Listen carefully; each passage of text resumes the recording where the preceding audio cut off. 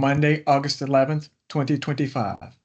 In accordance with Board Policy 8311, the chair of a committee, at their discretion and after consultation with the staff liaison, may convene an in-person committee meeting. Otherwise, all committee meetings will be held electronically. Today's meeting is being held virtually and broadcast through Microsoft Teams. In order to conduct this meeting efficiently, all voting items this afternoon will be done by roll call vote. Board committee members will say their names before making and seconding a motion, as well as when requesting discussion on an agenda item. Additionally, as a courtesy to the committee, I ask that you inform Ms. Faya or myself if you must leave the call by using the Teams chat feature so that a quorum can be maintained. Ms. Faya, please call the roll to determine the presence of a quorum of the committee. Thank you, Mr. Young. Ms. Lichter? Present. Ms. Henn? Present. Mr. McMillian?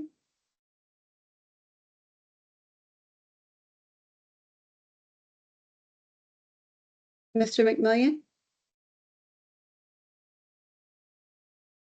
Mr. Young? Present. Thank you, Mr. Young. There are 3. Thank you, Hi, Ms. Faya. Mr. McMillian. I can't hear you. Sorry. Good afternoon. Okay. Can people hear me? Yeah, thank you. Anybody? I can hear you.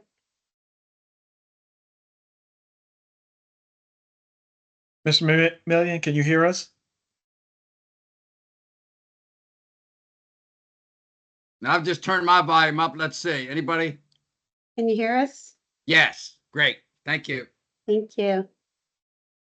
Thank Okay. you, Mr. Young. There are 4. Thank you, Ms. Faya. Please call the roll of staff members participating in today's call. Thank you. Dr. Grimm? Present. Ms. Holden? Present. Ms. Lazari? Present. Mr. Welsh? Present. Ms. Webster? Present. Mr. Corns? Present. Dr. Jones? Present. If there are additional staff participating that were not mentioned, please state your name. Oyende Onijala. Thank you, Ms. Anjala. Thank you.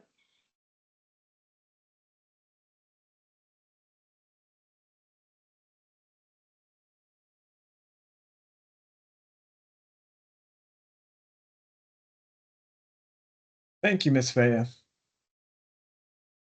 Dr. Grimm, please state your name for the record and proceed with our first contract. Yes, good evening, Mr. Young, members of the board. My name is Jess Grimm. I'm the Chief Operating Officer. Our first contract this evening is JHO-702-26, Athletic Officiating Services. This contract will provide officiating and scheduling services for interscholastic athletic events for the Department of Athletics. Services are provided by officials that are certified and registered with the Maryland Public Secondary Schools Athletic Association, or MPSSAA. Please note the exhibit for this contract incorrectly states 8 vendors requested and 8 vendors submitted bids for this solicitation. In total, 9 vendors requested and submitted proposals. The Office of Purchasing missed including the vendor not awarded due to a higher price. Services are being procured following Senate Bill 923, Public Schools, High School Sports Officials, Payment and Fees. SB 923 from the 2025 legislative session requires the County Board of Education to ensure high school sports officials for certain sports are provided with equal pay. Thank you, Dr. Grimm. Are there any questions from committee members? Ms. Lichter? Yes, thank you, Mr. Young. I just want to clarify that when I look at the exhibit, when we have 8 that are listed, such as this contract, can you just, Ms. Webster, explain why all 8 are included together? That's my first question, and then I have a follow-up. When we do a single solicitation that has multiple award bidders, the exhibit appears like this. So all of the award bidders appear on the exhibit from that single solicitation. Okay, thank you. And then my follow-up question is, so all of these vendors, these 8 are eligible to do the officiating in our schools. How does a school or who decides which vendor gets which games? Submitted pricing for different sports. We have, I want to say it's about 15 different sports, and Dr. Jones can correct me if that's incorrect, that we receive pricing. Not all vendors give us pricing for every sport. So for most sports, we will only have one awarded vendor. Thank Okay. you, Melanie. We actually have, Ms. Lichter, we have Mr. Sy on the phone. He can actually clarify to just make sure Melanie has accurate information. No, her information is accurate, and there's only one award winner for each particular sport. So if you look at football, there'll be one award winner for football. If you look at now girls, soccer, volleyball, and field hockey are all done by one group, which is called BBOs. It's a women's group for officials, and they put in for each individual sport, and they received that one, and then it goes on so on and so forth. So do all of these vendors, will they all be used for a specific sport, or some will not be used? No, they will all be used. There's only one vendor per sport. Okay, but all 8 of these will be doing something during the scope of the school year. Yes, ma'am. For fall, winter, and spring. Yes. Okay, thank you for that. Thank you, Mr. Young. Thank you, Ms. Lichter. Mr. McMillian, I couldn't tell if your hand was up. Did you have a question? Yes, I do. Okay, please proceed. Okay. Ms. Webster, considering that each of those groups submitted their own bid, trying to get their own contract with us, I would like to separate the Mid-Maryland Boys Soccer Association contract away from the others. This is the result of a single solicitation. We did not issue a solicitation for each individual sport. This is just one solicitation for all sports. The exhibit stands as is. It cannot be separated out. But they are separate contracts with each group, correct? We do sign a separate contract with each individual organization, yes. Okay. Ms. Webster, is that what you just described verbally? Is that in writing somewhere that I can read? I will check. Okay. That's It's typical of, it is typical when we do a multi-award contract to list all of the awarded bidders on the individual solicitations exhibit. okay. And Ms. Webster, what kind of rubric is used when these different organizations put a bid into us and you go back and evaluate their bid compared to the other bids? And I know lowest price is one, but there has to be others, correct?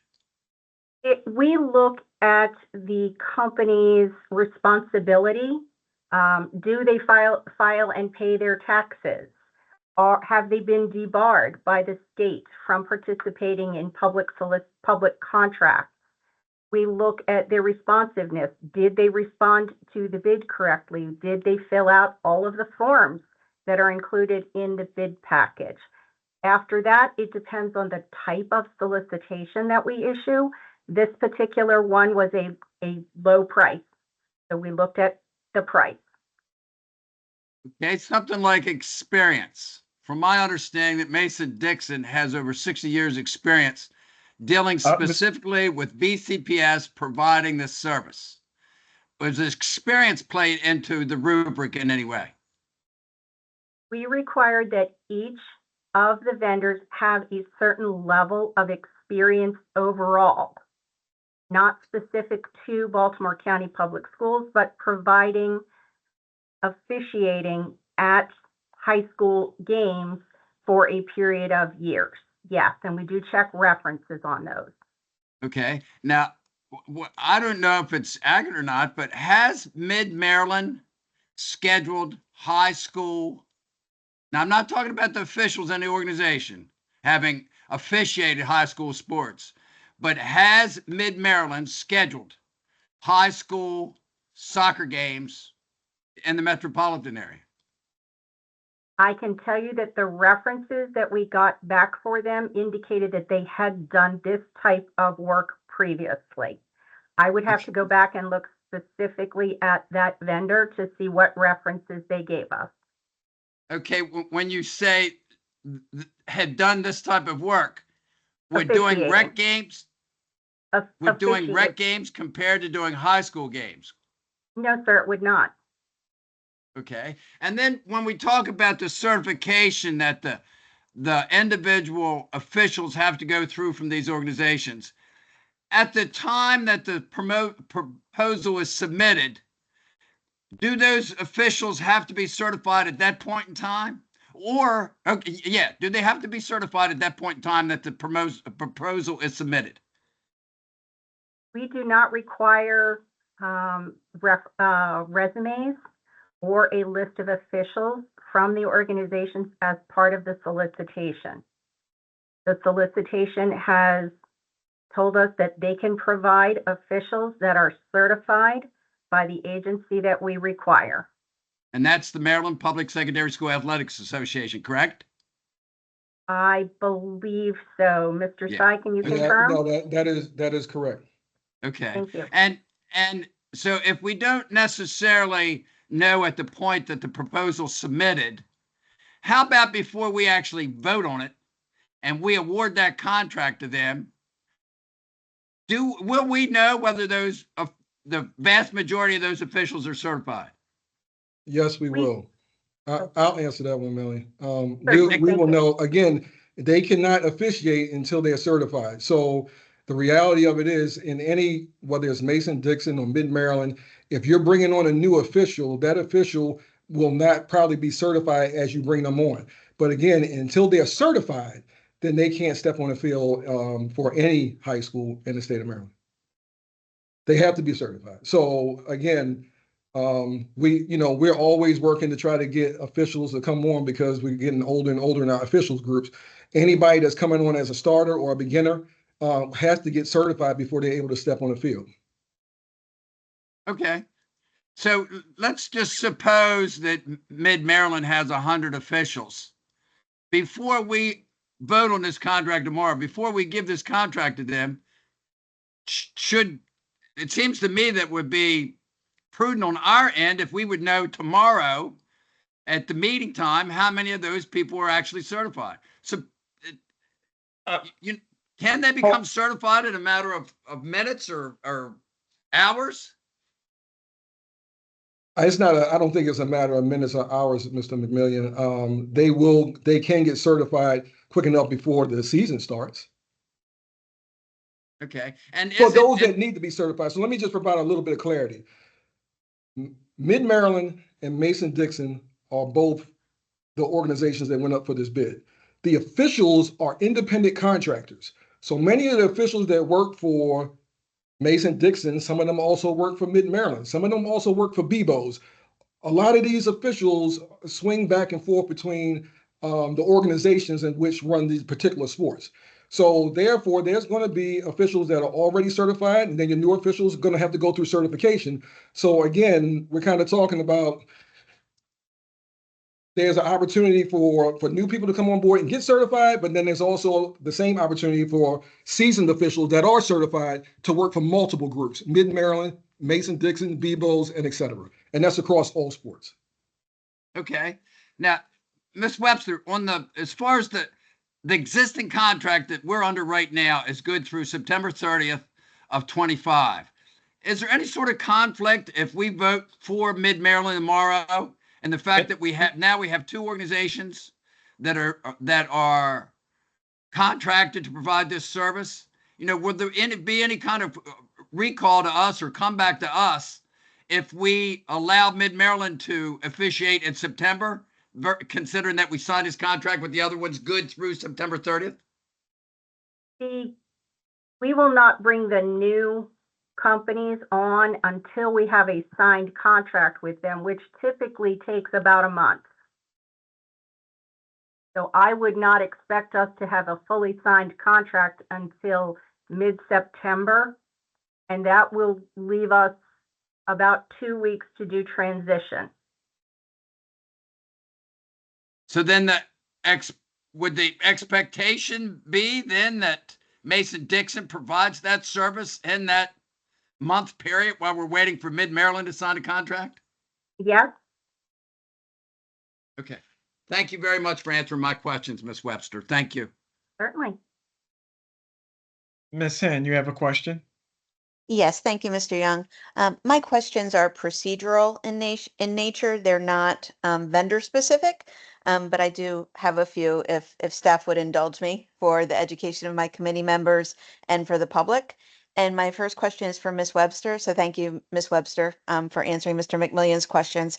I do have a follow-up regarding the practice of separating these contracts out, or because they're separate contracts, but we've grouped them into one exhibit. Should we have chosen, and it sounds like it's an internal choice to group them under one exhibit, but had they been split out into separate contract exhibits, the board would act on each of those recommendations separately.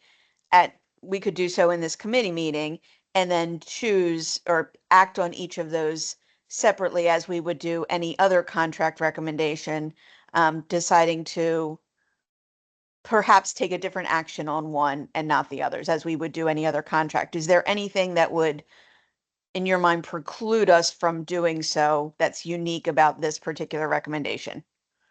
I think that as a general rule, when you're talking about general procedures, that could become infinitely burdensome, because I'm thinking of the contracts where we have 10 and 15 and 25 and 50 award bidders.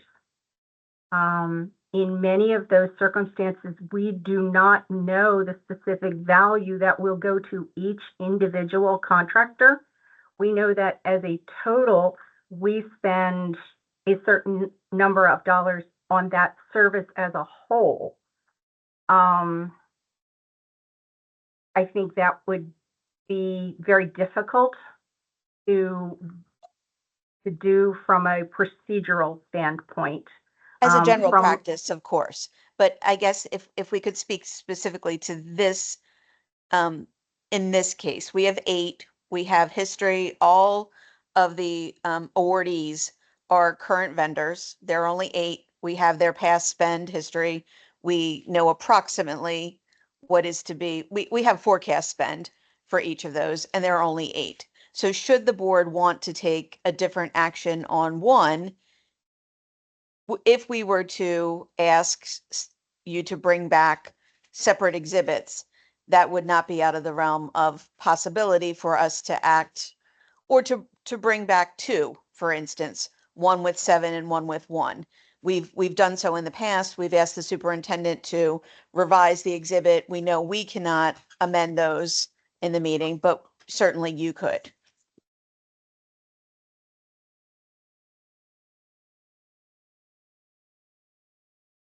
It is something that is outside of our process. I will say it from that perspective.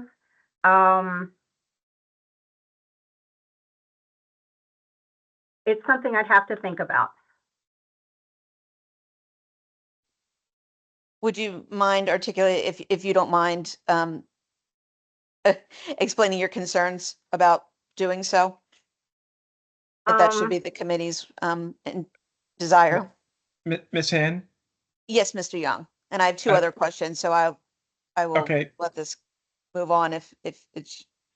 Yes, let this one move on because Ms. Webster said she has to think about this. So let her consider how that process could work. Of course. Or if it could work. So please proceed with your next question. Sure. My second question is for Dr. Grimm.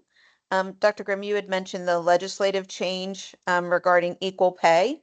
And I was curious as to whether you had looked at data for the nine bidders that submitted bids on this contract.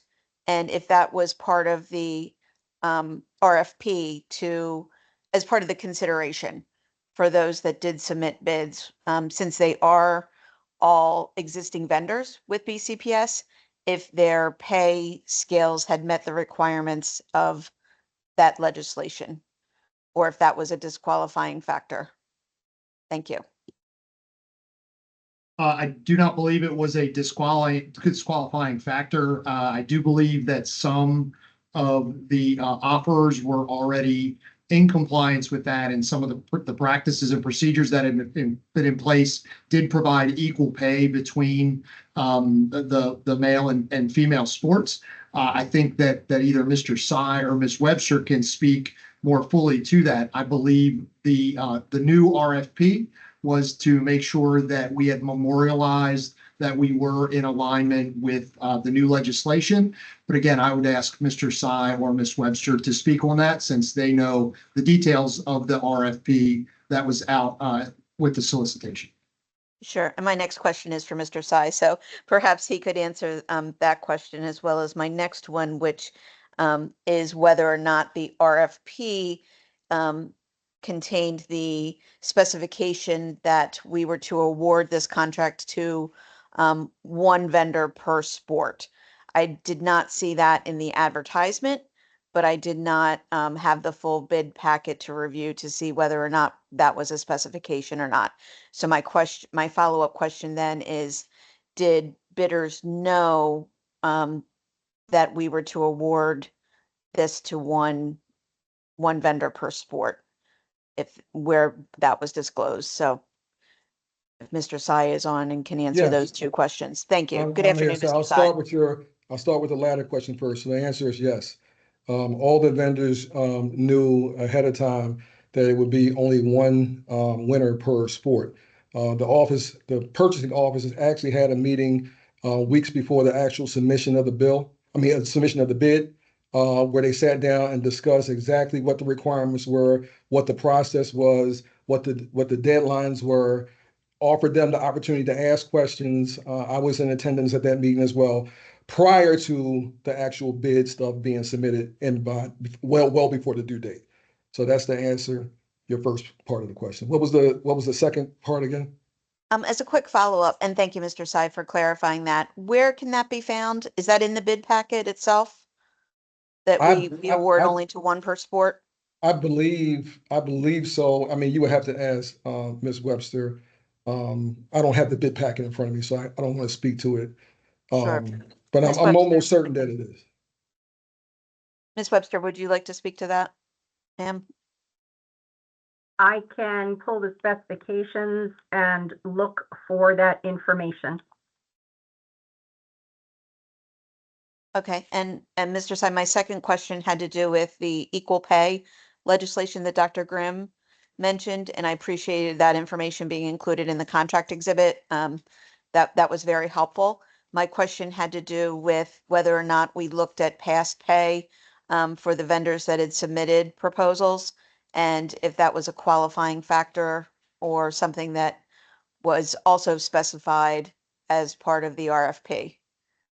No, so from my understanding, the bid process went off lowest bid, and then we had to go back and then look at the bids, and then if there was a discrepancy in terms of a male sport, and I'm gonna use soccer as the example, where the men's sport was a higher rate than the women's, then we would make adjustments to make them similar. The whole process of the House bill, and it was House bill, I can't give you the exact number, was to provide equal pay for female officials in like sports. So for example, we talk about soccer, we talk about basketball. Technically, baseball and softball are not like sports. So therefore, if two different bids came in, then the boys could say their bid and the girls could say their bid.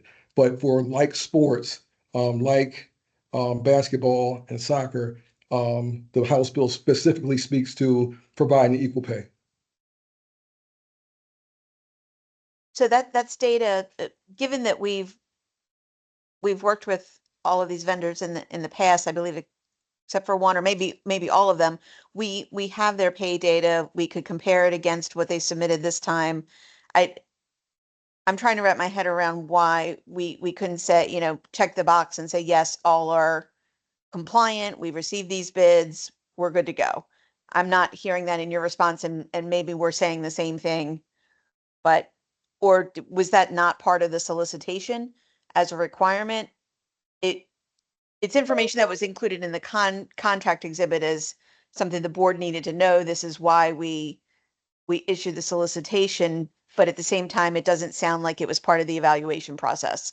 So Ms. can Hen- someone address that disconnect for me? Ms. Hen, I might be able to lend a little clarity to Thank you, your Ms. Webster. question. When we issued the bid, we cannot tell bidders that they have to talk together to give us a price. That's not a thing. So the bidders each submitted their bids for the different sports that they chose to submit pricing for. When we reviewed the pricing, we had written into the solicitation that we would negotiate where we had like sports, as Mr. Sy mentioned, the basketball and the soccer, where we have a men's team and a women's team. Those officials need to be paid the same amount in accordance with the recent legislation. So we negotiated with those two on those two sports with the suppliers who submitted pricing for those two sports. And that negotiation is in the solicitation. I see. Thank So you. it's across those like sports. It's not simply within. I see what you're saying. Thank you, Ms. Webster. Certainly. Thank you for that follow-up, Ms. And- Webster. Mr. Young, I may have an additional question, but I see We- Mr. McMillian has his hand up, so. We are I'll turn going it. to move on to our next contract. We have, I think, discussed this one to the point that we are moving from a governance discussion into operations of how this was selected. So we're going to move on to contract number 2. Dr. Grimm, if you could proceed with contract 2. Contract 2 is GDA-304-21, Mass Notification Emergency Communication System. This contract modification will continue to provide for a cloud-based mass notification and emergency communication system, School Messenger, for the Department of Communications and Community Outreach. Approval is requested to extend the contract term by 5 years with one awarded contractor, approved by the board on November 9th, 2021. Are there any questions on this contract? Dr. Grimm, if you could proceed with contract 3.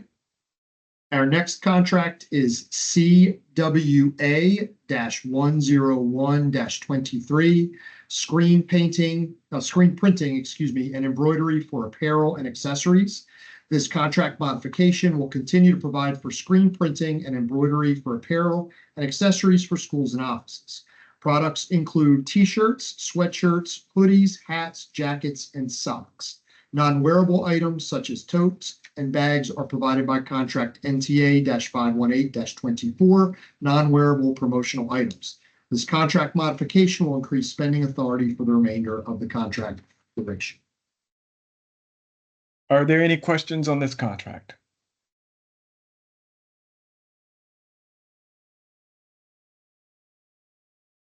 If you could, Dr. Grimm, if you could proceed with contract 4.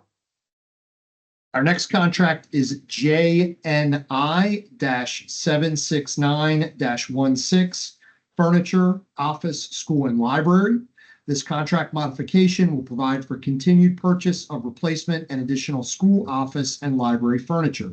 Approval is requested to increase the contract spending authority by $12,400,000, bringing the revised total contract spending authority to $39,400,000 with 47 awarded vendors. This contract modification will increase spending authority for the remainder of the contract duration. This modification is also a consent to the assignment of this contract from Bodart to Toledo Furniture as the result of an acquisition. BCPS will continue to procure these goods and services under the Howard County contract 2015-42, which was issued on behalf of the Mid-Atlantic Purchasing Team. The Mid-Atlantic Purchasing Team is a cooperative purchasing group which combines the Baltimore Regional Cooperative Purchasing Council and the Metropolitan Washington Council of Governments. Mr. Young, I have a question. Please proceed, Mr. McMillian.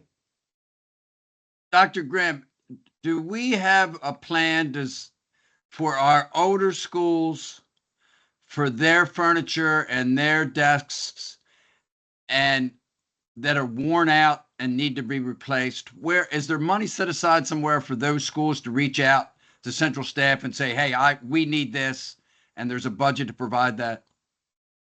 No, sir, there's not. At this time, we have a small contingency budget, as we call it, in facilities. When something happens and we need to replace classroom furniture as the result of an event that occurs, we do have a small amount of furniture that we do keep in the warehouse for those kinds of instances. Of course, if we have a circumstance where a school needs something or enrollment changes, we do have furniture to provide there. There is, however, no comprehensive plan within BCPS to upgrade or change furniture. I can tell you as a former principal that classroom furniture came out of my budget when I wanted to buy a new classroom set. That was something that some principals prioritize with some of their budget funds, but that is not something that is done or assessed centrally. We do help out where we can, but there is no master plan for that. And the furniture that's at the warehouse, is that basically surplus from other schools and they're not using it, so they send it to the warehouse? If somebody needs something, then that's the first go-to, is the surplus at the warehouse?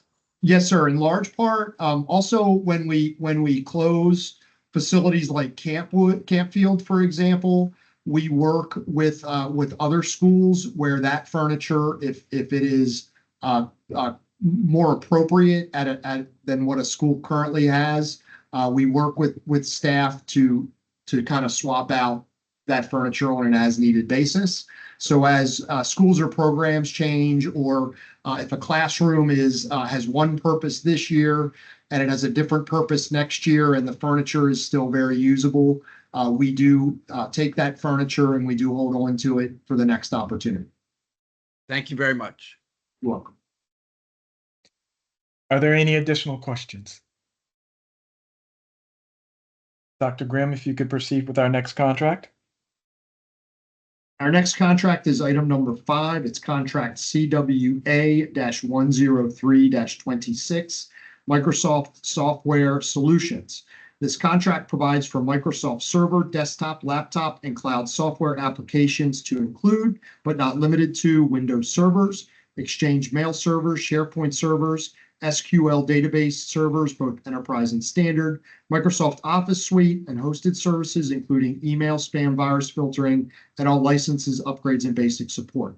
This license model provides licenses for all students, teachers, and staff, as well as for additional licenses of Microsoft Office for parents of BCPS students to use at home. BCPS will procure these goods under the Maryland Education Enterprise Consortium, or MEEC, cooperative contract UND-813-2024. Are there any questions? Dr. Grimm, if you could proceed with our next one. The next contract is NGO-420-25, Student Information System. This contract will provide for continued use of our Student Information System, Focus K-12 Student Information System, or SIS.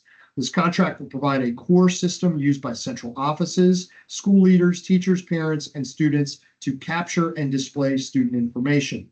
The contract includes SIS licensing, scheduling, annual maintenance, and cloud hosting. Are there any questions on this contract? Dr. Grimm, you can proceed with contract 7. Our next contract is PCR-280-13, servers, printers, networking equipment. This is a consent to assignment of this contract from Xerox Corporation to Xerox IT Solutions. There are 73 awarded vendors on the original contract. The assignment is the result of an acquisition. Are there any questions on this contract? Dr. Grimm, you can proceed with contract 8. Our next contract is DEI-616-25, full service elevator repair, preventive maintenance, and repair.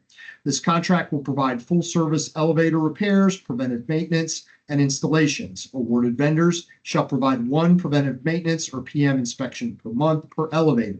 Service will be provided in accordance with manufacturer recommendations, operations, and maintenance best practices, as well as industry and standard trade practices.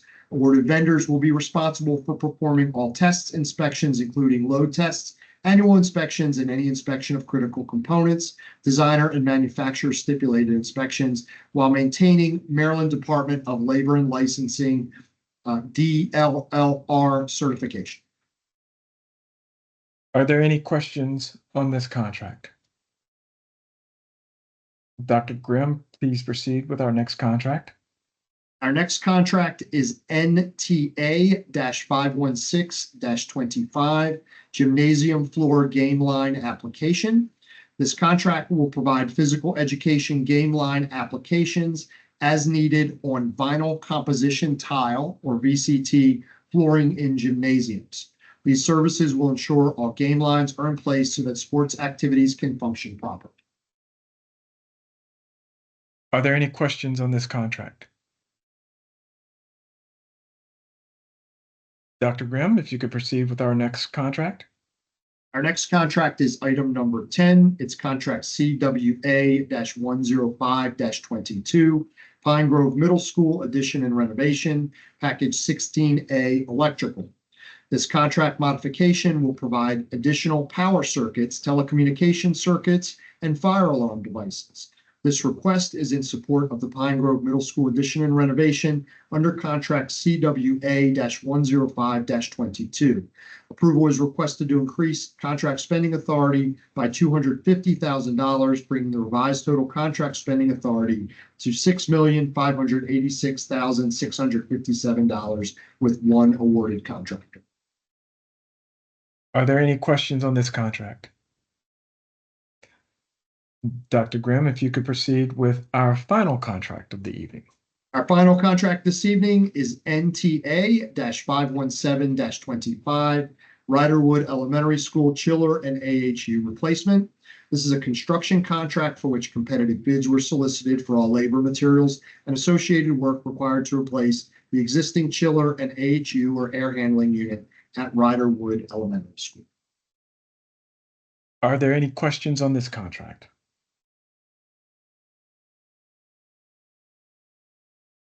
Thank you, Dr. Grimm. I will break this up into two motions, starting with, Mr. Young, pardon me, this is Ms. Henn. yes, Ms. Henn. May I ask a question about contract B6 NGO 420-25? We kind of went quickly through that last batch and I missed my opportunity, but if you would. What contract number is that? NGO 420-25. I have a very brief question The Student Information on System. the student information system. Yes, sir. Go right ahead. This may be for Ms. Webster, but this is a single source contract for Focus. And it lists our contract exhibit lists the procurement authority as the education article 5-112. And I'm interested in this, given that this is not curriculum, this is an IT purchase, how that is authorized, given that it's an IT purchase under that authority. If Ms. Webster could comment on that. And if this was always a single source or non-competitive procurement. Let's start with that question because I think that will lead us to our next question. Thank you, Ms. Webster. When we issued the solicitation back in 2021, CWA 114-21. That was an RFP that was issued by my team and was evaluated and selected. When that contract is now expiring, and we're looking to continue to use the current student information system, there is a great deal of effort that goes into implementing the student information system. So we attempted to find a contract that we could piggyback, use cooperatively for this. What we run into with software in particular is that many agencies do not bid their software. They do a selection process outside of a formal solicitation, which we are not able to use cooperatively. So when we looked at that and we looked at how deeply embedded and the human and system cost to go through the solicitation and perhaps select a different company, different software, we determined that our best option was to take this as a single source, which isn't a sole source. It doesn't mean that they're the only company that provides a student information software. It means that they are the company that is correct for us. So it's a single source. Single source is one of the procurement options given in 5-1112, which is the procurement authority in the education article. Gotcha. What threw me is it's listed as a sole single source contract, and that's something. They're very similar, but they are slightly different. Yeah. Okay. Thank you for that explanation. I appreciate it. Certainly. Thank you, Mr. Young. All right, thank you. So I will now entertain a motion to recommend that item 1 be moved to the full board for approval. So moved, Lichter.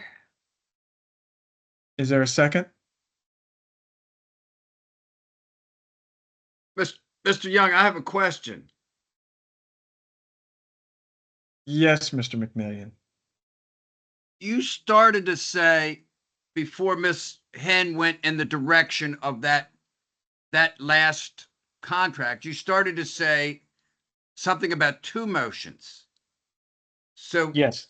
So you're separating one from the others, and then you'll present the others. Yes, that's correct.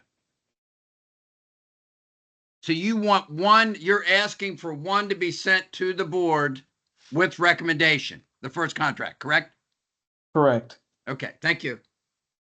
Mr. Young, this is Ms. Henn. Yes, Ms. Henn. Prior to considering your motion on the floor, given that Ms. Webster was thinking about the logistics behind a topic that I raised for discussion, which was separating one of the contract awards out from this particular item from B1, could I make a motion prior to your motion for consideration by the committee that we receive that we separate B1 into 2 items?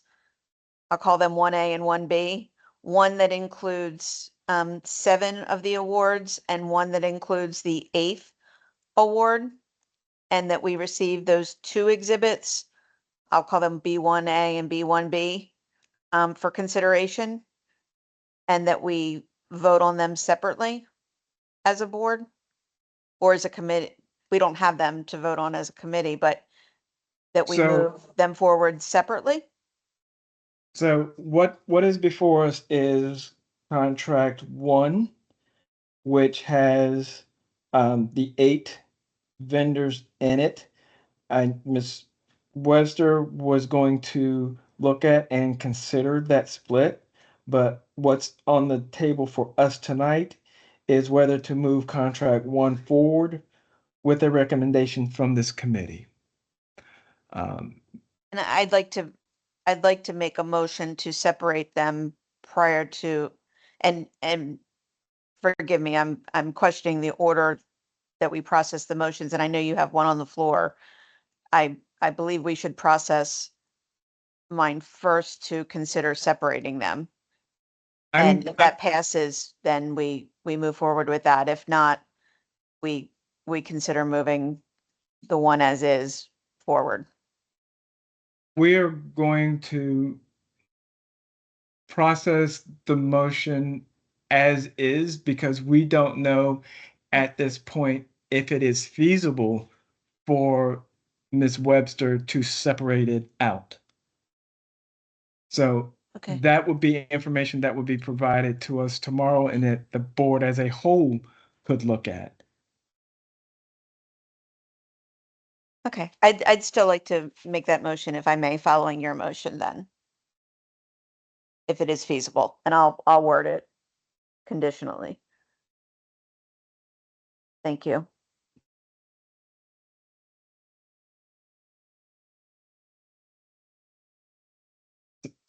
Okay, so Ms. Lichter made I made the motion. We're the waiting for a motion, second, right? and I will second the motion so we can have a vote. Ms. Faya, could you call the roll, please? Thank you, Mr. Young.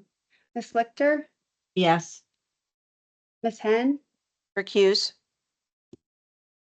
Mr. McMillan, No. Mr. Young. Yes. Thank you.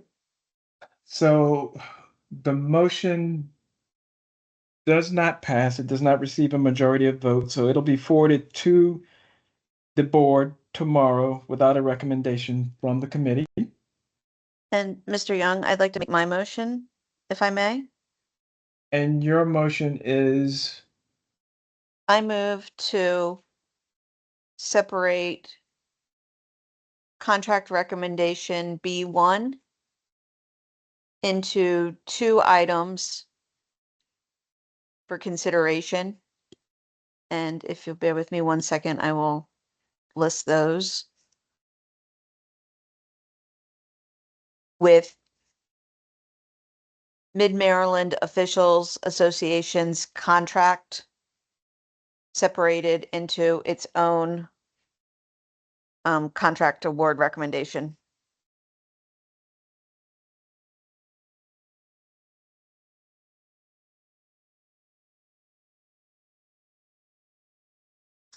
so your motion is to separate the contract into 2. Which I would, Exhibit, yes, I'm sorry, I would need to do so anyway because I need to recuse on just that one particular contract. So I would prefer not to have to recuse on the rest of the contracts, and since they're separate, I would prefer to separate them. I need to separate them anyway, rather than recuse myself on all of these as a batch.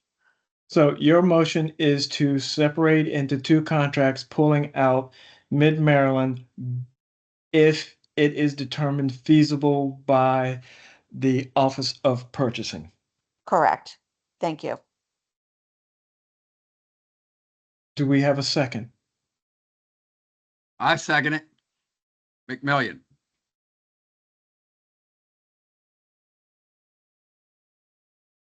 Before we vote, Ms. Webster, do you have sufficient time to review and provide an answer to the board by tomorrow's meeting?